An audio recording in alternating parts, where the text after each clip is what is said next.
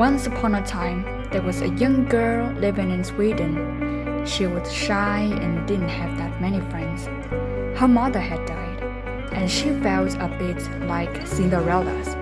This little girl loved books, so she read many books and dreamed of a future different from her current life. One day, this little girl found an ad in a magazine saying that a young girl in Kenya was looking for a pen pal. As the little girl was fascinated by adventures in countries far away and loved to read and write, she replied to the ad. And that was the beginning of a friendship. The two girls would write each other 10-page letters for years. Happily, they would both skip to their mailboxes a few weeks after they had sent their latest letter, so as to see if they had a reply yet. They exchanged secrets, artists, and stories of life in their different countries. The little girl from Sweden would send her Kenyan pen pal everything from stickers and posters to fancy paper packs, whatever could be contained in a large envelope. In Kenya, those things were hard to come by if you weren't rich.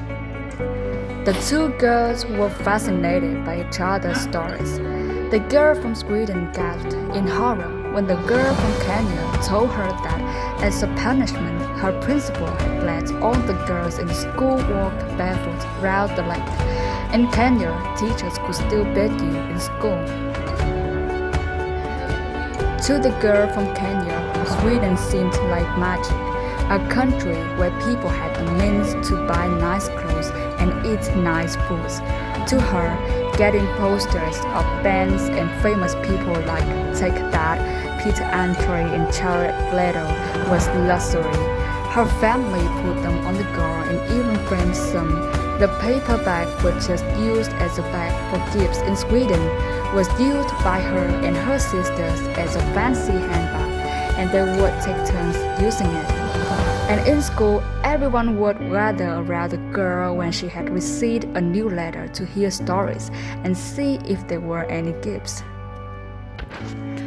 The girl in Kenya later revealed that the letters made her look to the sky every time a plane came and think, one day, I'll fly somewhere and create a better life for myself, like the girl in Sweden. The girls grew up, and as the teenage years were coming to an end, and both were moving, they lost track of each other. The girl from Sweden traveled a lot. She lived in different countries, but for most of the time she carried a letter with her, a letter from Kenya, and a promise to herself that one day, she would go to Kenya and find her long-lost pen pal. One day, the girl from Sweden moved to Cape Town to fulfill a promise she had made when she thought she was dying, to help underprivileged kids have a better childhood than she did. Whilst in Africa, she thought to herself she needed to find her pen pal, and when she spoke to a friend about it, she told her to look on Facebook. The now young woman thought this pretty pointless. The girl in Kenya had only ever had one email address, which didn't work, and she hardly had money for clothes. So a Facebook account? Well, it was possible, but chances were she was married by now. The young Swedish woman forgot about the conversation until one day when she did indeed check Facebook and found a young woman with the same name as her long-lost pen pal, a woman with many sisters. Was it possible? She sent a friend request.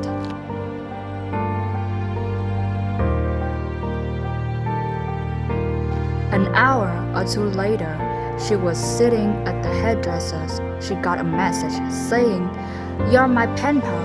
Turned out, the Kenyan woman had been searching on Facebook for her that day, but as the Swedish woman had changed her name, she hadn't found her.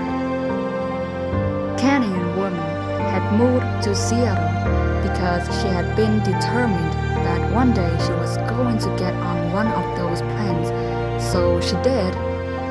The two women met up in Seattle, where the Kenyan woman's husband said to the Swedish woman, "Thank you. Without you, my wife would never have left Kenya. I would never have met her." Together, the two women drove to Vancouver to honor a promise the Swedish woman had made when she was 17 to return to the city where she had once thought she was dying, and as a result, sworn to one day help kids have a better childhood than she had had. It was in the same city she had decided to become a filmmaker. It had been a nice trip. It had, in many ways, turned her life upside down. So when she left, depressed and confused, she had sworn to one day return to write another story and see the city in a different light. The Kenyan woman helped the Swedish woman fulfill her promise to return to the city where she had made her promises. A few months later, the Kenyan woman and her family moved to LA, where the Swedish woman spends a lot of time. And that is how a girl from Sweden and a girl from Kenya came to be sisters for life.